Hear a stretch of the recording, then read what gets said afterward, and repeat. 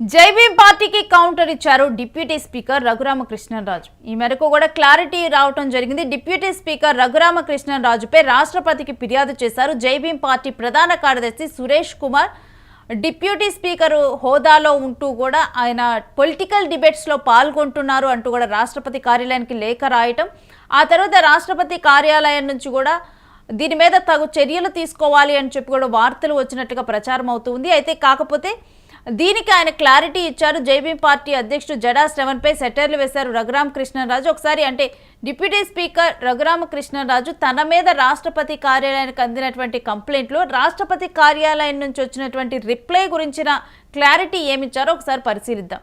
Jai Bhim party వారు నేను Telugu Desam party ప్రాథమిక సభ్యత్వానికి రాజీనామా చేయకుండా కొనసాగటం రాజ్యాంగం ప్రకారం నేరమని, టీవీల్లో కనపడటం ఇంకా పెద్ద ఘోరమైన నేరమని రాష్ట్రపతి కార్యాలయానికి ఒక లేఖను రాశారు. ఎవరు లేఖ రాసినా దాన్ని పరిశీలించమని, ఆ వివరాలు రాసిన వారికి డైరెక్ట్గా తెలియచేయాలని చీఫ్ సెక్రటరీకి లేఖ రాయటం ఆనవాయితీ కాబట్టి లేఖ రాశారు. రాజ్యాంగంపై కనీస అవగాహన లేని రాజకీయ పార్టీ వారు ఆ ఉత్తరం కాపీ చదువుకొని మురిసిపోతూ నాకేదో షాక్ తగిలింది అని తెగ ఫార్వర్డ్ చేసుకుంటున్నారని తెలిసింది. అందుకని స్పష్టంగా నేను చెబుతున్నాను ఏంటంటే, రాజ్యాంగంలోని 10వ షెడ్యూల్ గతంలో మెజిస్ట్రేట్గా పనిచేసిన ఆ పార్టీ అధ్యక్షుడు మరొక్కసారి చదువుకోవాలని, నేను పార్టీలో కొనసాగవచ్చు కానీ ఒకవేళ రాజీనామా చేస్తే కూడా పార్టీ ఫిరాయింపు వర్తించదని మాత్రమే చెప్పారని తెలుసుకోవాలి.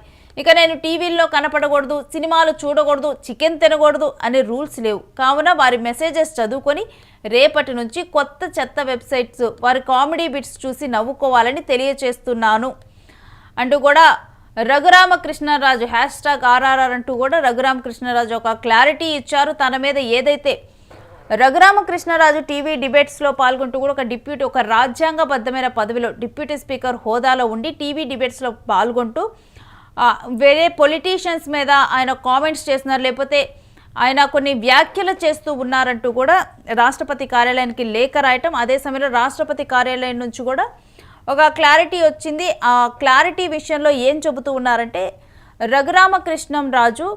రఘురామకృష్ణరాజు మీద ఈ అంశం గురించి పరిశీలించి చర్యలు తీసుకోవాల్సిందిగా చూస్తున్నాను అంటూ రాష్ట్రపతి కార్యాలయం నుంచి ఒక రిప్లై వచ్చింది అంటూ కూడా ప్రచారం జరుగుతూ ఉంది. అందుకని చెప్పి రఘురామకృష్ణరాజు దీని మీద స్పందిస్తూ కూడా ఒక క్లారిటీ ఇచ్చారు.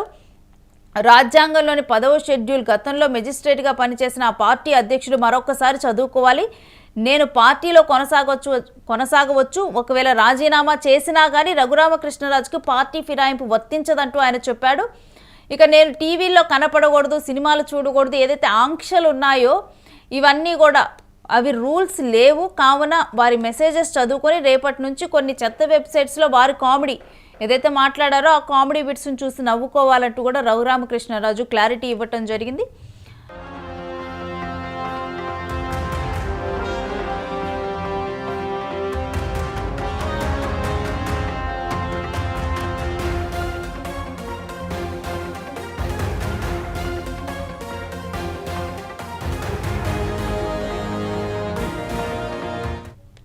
జైభీం పార్టీ వారు నేను తెలుగుదేశం పార్టీ ప్రాథమిక సభ్యత్వానికి రాజీనామా చేయకుండా కొనసాగటం రాజ్యాంగ ప్రకారం నేరమని, టీవీలో కనపడటం ఇంకా పెద్ద ఘోరమైన నేరమని రాష్ట్రపతి కార్యాలయానికి ఒక లేఖ రాశారంటూ రఘురామకృష్ణరాజు తన మీద సర్క్యులేట్ అవుతున్న కొన్ని వార్తల గురించి కూడా ఆయన స్పందించారు.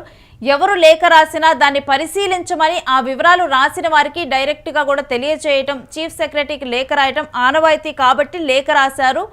అంతేగాని తన మీద చర్యలు తీసుకోమన్నారని కానీ లేకపోతే మరే ఉద్దేశమో కాదు. ఒకసారి ఆ లెటర్ని సరిగ్గా చదువుకోవాలి, కనీసం రాజ్యాంగం మీద సరిగ్గా అవగాహన లేని పార్టీ అంటూ జైభీం పార్టీని పేర్కొన్నారు. ఆ ఉత్తరం కాపీ చదువుకొని మురిసిపోతూ రఘురామకృష్ణరాజుకి షాక్ తగిలిందంటూ ఫార్వర్డ్ మెసేజెస్ చేసుకుంటున్నారు అంటూ కూడా అందులో స్పష్టంగా చెప్పిందేంటో మీరు ఒకసారి చూసుకోవాలి అంటూ రఘురామకృష్ణరాజు మాట్లాడారు. తనని రాజ్యాంగంలోని 10వ షెడ్యూల్ ప్రకారం మెజిస్ట్రేట్గా పనిచేసిన ఆ పార్టీ అధ్యక్షులు మరొకసారి చదువుకోవాలి, నేను పార్టీలో కొనసాగవచ్చు ఒకవేళ రాజీనామా చేసినా నాకు పార్టీ ఫిరాయింపు వర్తించదు అని మాత్రమే చెప్పారని తెలుసుకోవాలి.